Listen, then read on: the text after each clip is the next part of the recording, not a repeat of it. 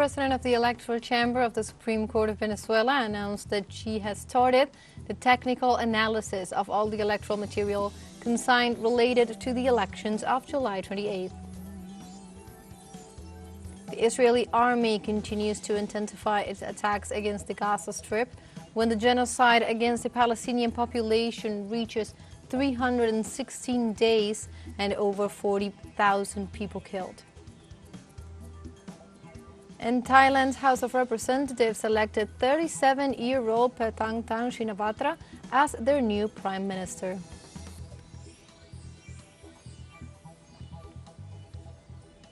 Hello and welcome to From the South. My name is Belén de los Santos. I'm from the teleSUR studios in Havana, Cuba. We begin with the news. The president of the Electoral Chamber of the Supreme Court of Venezuela, Caricilia Rodriguez, announced that they have started the technical analysis of all the electoral material consigned related to the elections of July 28th. Rodriguez informed that the National Electoral Council has provided all the digital and physical electoral material for the investigation process. Likewise, she pointed out that the investigation will be carried out by the best technical and specialized team until the High Court gathers the necessary evidence to certify the decision of the Venezuelan people.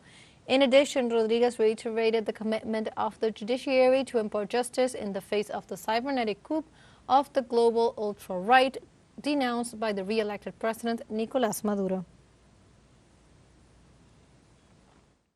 Visto que, mediante sentencia número 29 de fecha 10 de agosto del 2024, in view of the fact that, by means of judgment number 29, dated August 10, 2024, the magistrate of this electoral chamber will order an expert appraisal of all the electoral material of evidentiary value consigned in physical or digital form related to the presidential election process held on July 28, 2024.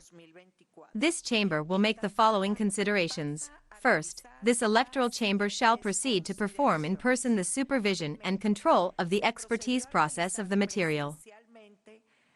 esta sala electoral la supervisión y control del proceso de peritaje del material que se encuentra a disposición de esta instancia judicial y en custodia del Consejo Nacional Electoral. That is in the custody of the National Electoral Council and in the custody of the CNE, the political organizations and the former candidates. Said expertise is in process of execution by a group of experts in electoral material with the highest technical and scientific, national and international standards, guaranteeing the highest level of technical and legal excellence, which shall be performed directly, personally, and daily during the entire process.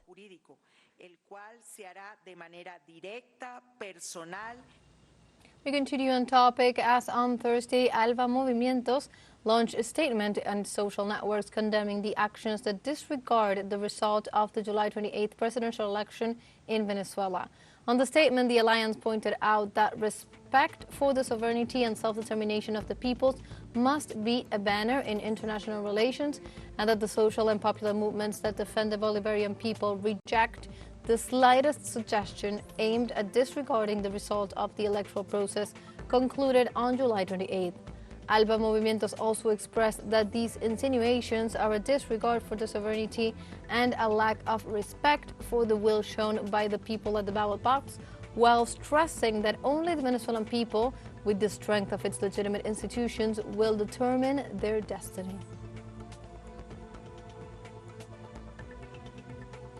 Meanwhile, various social and political Dominican organizations expressed their solidarity with Venezuela as this nation is being under attacks after the July 28th presidential elections. On a press briefing, Dominican revolutionaries claimed that the U.S. plans to make a coup d'etat against the Venezuelan people. On a press release, they ratified that Venezuela sets the National Electoral Council as the entity empowered to arbitrate the elections, as well as to give the results, and in compliance with the Constitutional United Nations Charter, its decisions must be respected by all countries. They further demanded that the Dominican President, Luis Abinader, stop compromising the country with meddling actions against other nations and be guided by the Constitution of the Republic. La historia de la humanidad no conoce The history of humanity knows no country more despotic and terrorist than the United States. Those who are aligned with the U.S. are the actual dictators and the despots. Yes, they are the criminal and the terrorist. This is the truth that is systematically hidden by media dictatorship.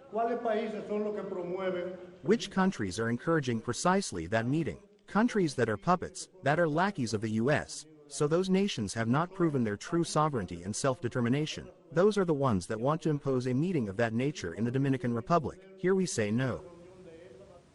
And more on Venezuela, the National Assembly unanimously approved the bill on the control and regulation of the non-governmental organizations and the non-profit social organizations.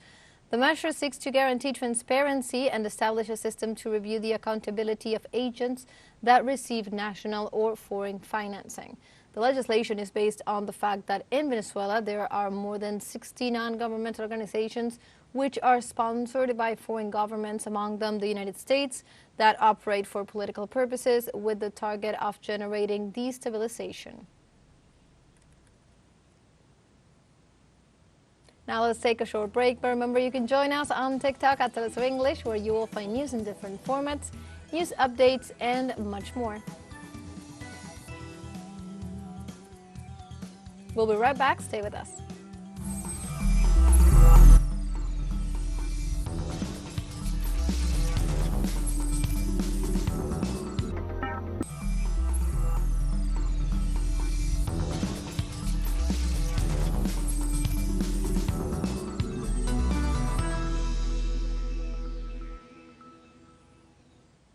Welcome back to From the South.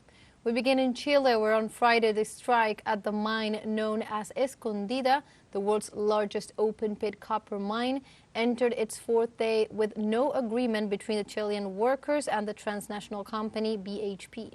The union maintains its demands for more rest time, better wages, an increase in the amount of bonuses given to the miners, and compensation for those who are fired for all the time that they have worked there. The union emphasized that the dialogues to resolve the conflict failed, denouncing that the company is trying to condition the dialogues on the suspension of the strike, besides limiting the talks to only two of the demands. In this context, they added that a salary adjustment of 2% and a health insurance plan of 100% were considered insufficient. And in other news, the delegates of the government of Colombia for the dialogue table with the National Liberation Army showed their position regarding the freezing of the process. Our colleague Ernesto has the details. Let's see. The Colombian government made public the confidential proposal it made to the National Liberation Army days ago, aimed at paving the way to unfreeze the dialogue table, which has been paralyzed since the end of May. There is no problem with making the so-called confidential proposal public. It was proposed to them to make viable the proposal on economic reform that was agreed with the NLA, which was signed as the first point of agreement with the country's business community and the social movement of Colombia to discuss the mechanisms for its implementation. It seems that they are not interested in the subject. This provoked the reaction of the opposition sectors in the country, which criticized this proposal. On the other hand, the members of the dialogue table on the part of the government assured that the objective is to look for ways to resume the dialogue. To be able to generate a space in which the social movements, the government, and the National Liberation Army, along with the business community, are present. What is the purpose? To discuss the transformations contained in an agreement that I invite you to read. As topics for dialogue, I ask you to read the axis of the economic model contained in Agreement Number 28. Changes can be introduced in this model if there is an agreement in which the businessmen are willing, the government is willing, and the social movement is willing. Obviously, this possibility can be opened. The head of the government delegation for the dialogues reiterated her willingness to engage in conversations. The NLA has the possibility and the responsibility now to say how we continue. That is, we always have the disposition. At no time, and we are not going to do it, we have a clear conduct that we do not break the dialogues. We consider that the only valid mechanism to move forward with a peaceful process that is a table that dialogues. El ELN asegura que el gobierno ha incumplido. The NLA assures that the government has failed to comply with the agreements, among them the demand to be removed from the list of organized armed groups, as well as the collusion between some military and paramilitary groups in several regions. Analysts expressed their concern about this scenario, but consider it positive that the NLA maintains the unilateral ceasefire. Aplaudimos, claro está, el anuncio. We applaud, of course, the announcement by the National Liberation Army to maintain the ceasefire unilaterally. We are very concerned that at a given moment the talks have been truncated again, and that once again the talks are entering a lethargy, and perhaps also because it is not very conducive to a process of trust that at a given moment there are secret talks behind the nation's back, as it is said to have been held someday with the National Liberation Army. Se espera en los próximos días. A prompt response is expected from the National Liberation Army to restart the dialogue process. Hernán Darío Tobar Gaitán, teleSUR, Bogotá, Colombia.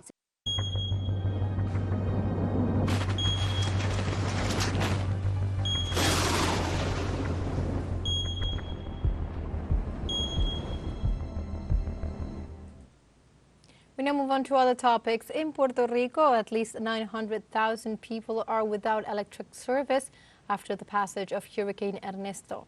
On Thursday, the Emergency Operations Center of Puerto Rico, LUMA, activated its restoration process to address the impacts of Tropical Storm Ernesto, which became a hurricane. According to Morning Report, LUMA Energy detailed that slightly more than 470,000 customers or subscribers were without electric service, which represents 31.9% of the total users. The company's president and chief executive officer, Juan Saca, said that LUMA has been working around the clock to assess the damage, re-energize the affected portions of the power grid, and restore power to all affected users. The power outage left us in the dark for over 24 hours even before the storm. I have elderly people and others who are bedridden. I don't know how much longer the blackout will be. We can't stand it. Japanese authorities canceled on Friday several domestic flights and trains trips due to the weather alert issued by the approaching Typhoon Ampil. The Japan Meteorological Agency described as very strong the phenomenon that will affect Tokyo and other central regions of the Pacific coast in the Asian archipelago. The airline canceled around 500 flights, and the Central Japan Railway Company completely suspended service in the Tokaido Shinkansen bullet train line between Tokyo and Nagoya. Along with the risk of heavy rainfall, the JMA warned of the probability of landslides, storms, surges, and hurricane-force wind gusts in much of the central Kanto region, which includes the capital and Chiba, as well as other areas along the country's eastern coast.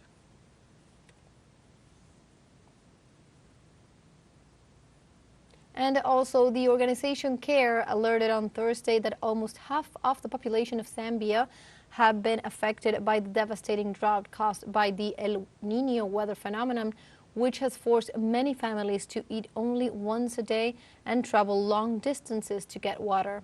According to a statement issued by CARE and government data, 84 of the country's 116 districts have been hit, while 79% of the population in 27 of those districts where the NGOs conducted a survey consume a low or to the limit amount of water.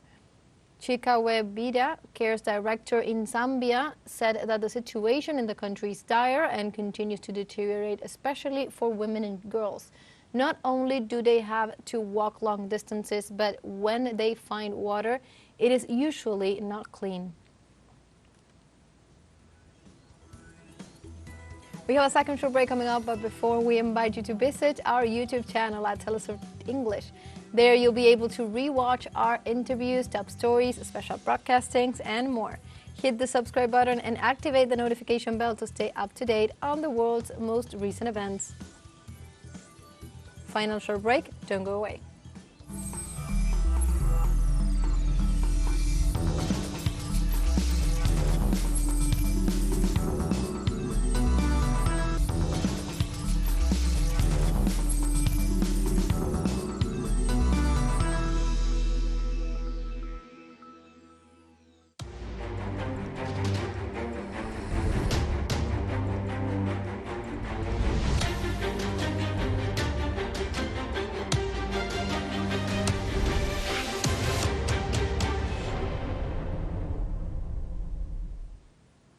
Welcome back to From the South. The Israeli army continues to intensify its attacks against the Gaza Strip when the genocide against the Palestinian population reaches 316 days and more than 40,000 people killed. In this regard, the Ministry of Health in Gaza informed on Thursday that 7 people were martyred and several were wounded after an Israeli bombardment of a residential building in Jabalia, north of Gaza. In the meantime, they also noted that another attack claimed the lives of 5 civilians and injured 8 in the Al-Darash area. In this way, the Israeli occupation forces continue their aggression against the Gaza Strip by land, sea and air since October, despite the international community call for an immediate ceasefire.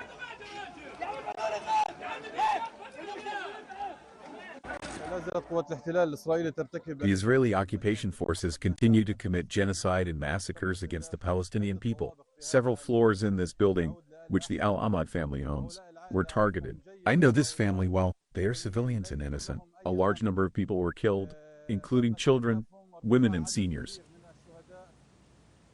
And we continue in Palestine as on Friday, dozens of Israeli settlers stormed into the village of Jit in the occupied West Bank. In this sense, local authorities said that the extremists shot dead 1 young man and seriously wounded another, in addition to setting fire to houses and vehicles. In this regard, they identified the fatality as Rashid Mahmoud Sada, of 23 years old, while another young Palestinian was taken to the hospital with chest wounds. On the other hand, Israeli media reported that about 50 settlers, some of them hooded, entered the village where they fired shots, threw stones and Molotov cocktails. It is worth noting that more than 700,000 Israeli settlers live in the occupied West Bank and use violence on a daily basis to harass the Palestinian population.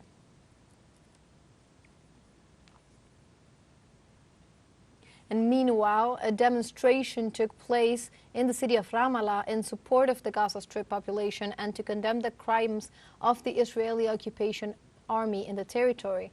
In this regard, on Thursday, hundreds of protesters took to the streets to demand an end to the genocide in Gaza, which has killed over 40,000 people since October 7th. During the demonstration, participants raised Palestinian flags and chanted slogans in support of the resistance. Those present also denounced the silence and complicity of many international governments concerning the massacres committed by the Tel Aviv regime.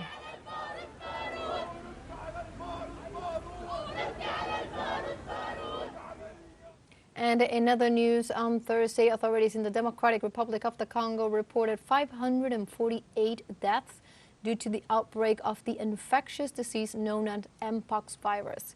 In this sense, Minister Samuel Roger Kamba added that in addition to the death toll, the country has registered a total of 15,664 potential cases so far this year. For his part, Roger Kamba also indicated that the virus is affecting most of the provinces of the nation, of 2.3 million square kilometers and a population of 96 million. In this regard, also on Thursday, the World Health Organization declared the Mpox virus an international public health emergency, the highest level of alert. It must be emphasized that the current epidemic in the Democratic Republic of the Congo has a mortality rate estimated at 3.6%.